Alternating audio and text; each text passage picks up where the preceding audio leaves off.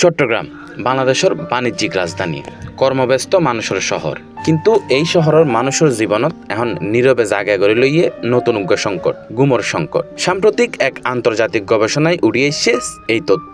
দেশের বড় শহরগুলোর মধ্যে চট্টগ্রামের মানুষই সবচেয়ে বেশি গুম হারার। বছরে গড়ে 84 ঘন্টা গুমর ঘাটতির ভোগের নগরীর বাসিন্দকল। কিন্তু প্রশ্ন ইয়ে, কিল্লে গুম হারার চট্টগ্রামের মানুষে?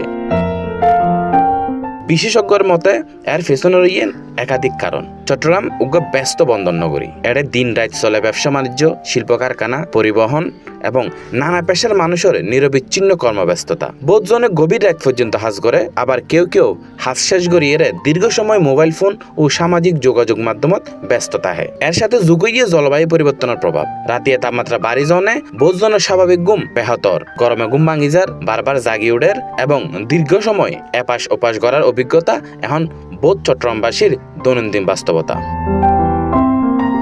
সংখ্যা ফুনিয়ের হয়তো ছোট মনে হইতে পারে, কিন্তু 84 ঘন্টা ঘুম মানি টানা 3.5 দিনেরও বেশি ঘুমের সময় হারায় ফেলা। আর এই হারানো ঘুম শুধু ক্লান্তি নয়, মানুষের শারীরিক ও মানসিক স্বাস্থ্যের উপরও প্রভাব ফেলের গভীরভাবে। বিশেষজ্ঞরা হইয়ে প্রাপ্তবয়স্ক মানুষের প্রতিদিন 7 হইতে 9 ঘন্টা ঘুমের প্রয়োজন। কিন্তু যখন সেই ঘুমই কমে যায়, তখন বাড়ি জাগই হৃদরোগ, মানসিক অস্থিরতা, কর্মক্ষমতা হ্রাস সহ নানা স্বাস্থ্য ঝুঁকি। এই প্রতিবেদন চট্টগ্রামবাসীর লাই বড় ধরনের সতর্কবার্তা। আরা উন্নয়ন, ব্যস্ততা আর নগর জীবনের গতি লইয়ে গর্ব করি, কিন্তু সেই গতির ভেতর যদি মানুষের স্বাভাবিক ঘুম হারাই যায়, তবে ইয়ান শুধু ব্যক্তিগত নয়, পুরো শহরের জনস্বাস্থ্যের লাই চিন্তার বিষয়।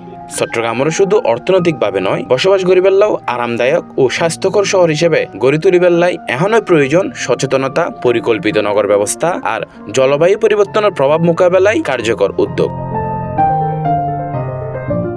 Desk news, C+ TV, Chittagong.